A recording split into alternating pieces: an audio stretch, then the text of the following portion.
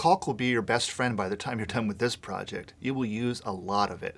Buy a case now.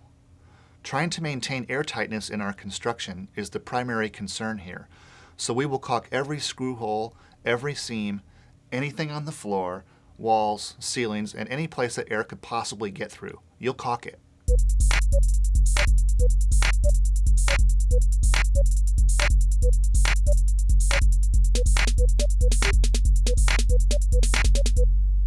You're looking for a quality caulk that dries clear or white and is paintable.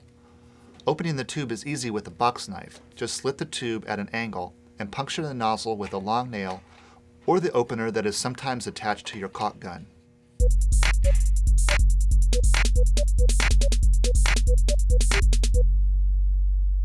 I must admit, I'm not very good at this step, and there's no real acoustic way to do mudding. If you can afford it, hire a professional. It looks so much better and it goes a lot quicker. But if you dare, here's a few tips I can give you. There are different types of joint compound available. I opt for the pre-mixed, ready-to-use type since I'm an idiot. Lay down a portion of mud, and then with a small putty knife, you spread it out over the seams. Then with a bigger putty knife, you start to work it out until it's undetectable. It's okay to have minor ridges, as those can be sanded down later. The idea is to fully cover the seam and bevel it so that it looks like one big piece of sheetrock. You're supposed to put down a light layer of mud and then put drywall tape down and then feather on top of that. But in my control room, since I caulked all the seams, I decided just to mud over the top of the caulk. When it was all said and done, I should have taped it. You also need to put some mud on every screw hole. After it dries, you look at it and run your hand over it and repair any trouble spots. Take your time and do everything in baby steps. You may also find other problems after you put your first coat of primer paint on it. Here's what my finished walls look like. But if a professional does it, it looks like this, pure gold.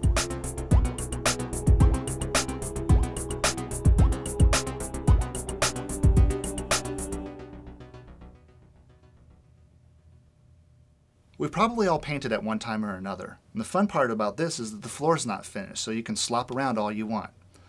Again, there's no acoustical way to paint, but here's a few tips. Taping. Anything you don't want paint on needs to be taped. Fixtures, doors, windows, etc. all need to be taped up.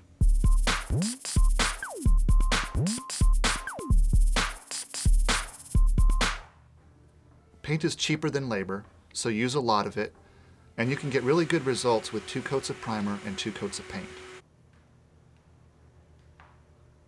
The first step is to cut in. That means to apply paint with a brush to all the corners, along the top of the walls, and potentially along the bottom too. In my design, the ceiling will be covered in an absorptive material, so I didn't need to paint it, but I did hit it with a coat of primer, just to fill in any seams or holes that were microscopic, for airtightness' sake. The basic idea in painting with a roller is to start at the top and work your way down the wall as you are also moving from side to side. This allows you to move and smooth the paint out as you go, and it looks really good when you're finished. Dip your roller frequently and do smaller patches, and that will assure a nice coat that is very even. Once the primer coats are on and dry, then you can use the same technique for the color, and you're done.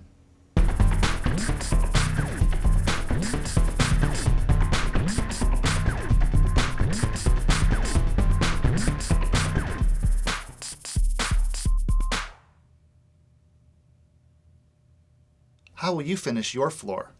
Most studios opt for parquet or oak flooring, but I decided to go with bamboo.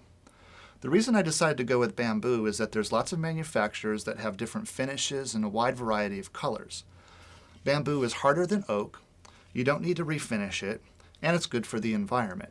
However, it is more expensive than oak.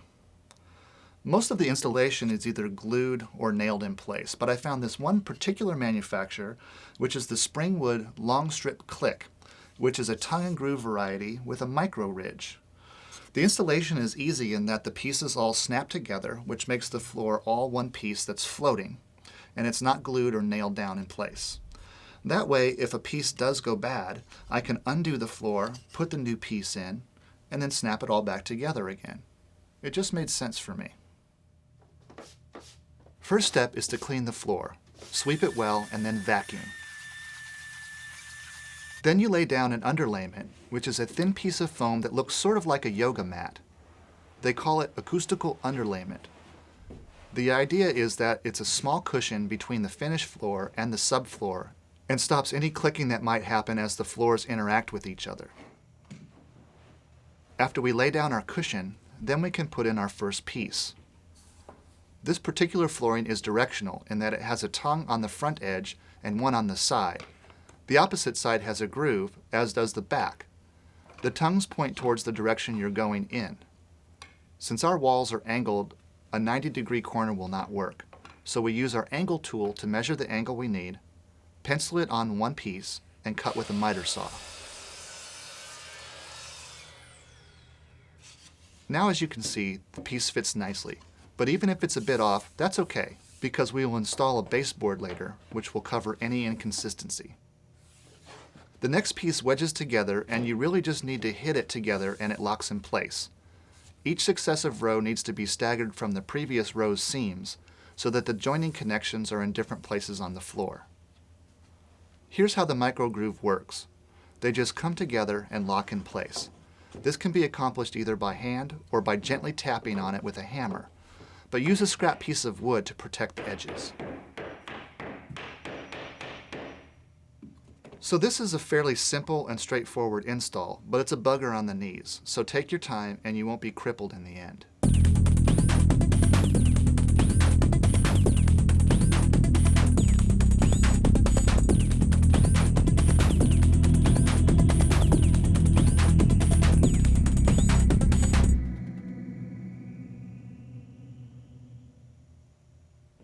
Then it's time for the trim. Can you believe it? We're almost done.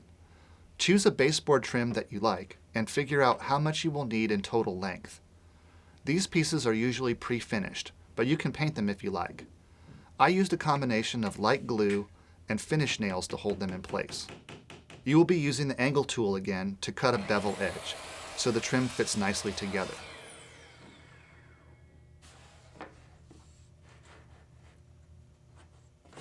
Next, apply the glue to hold it in place. Then put a few finish nails in to secure it. You can recess the finish nails with this countersink tool like this.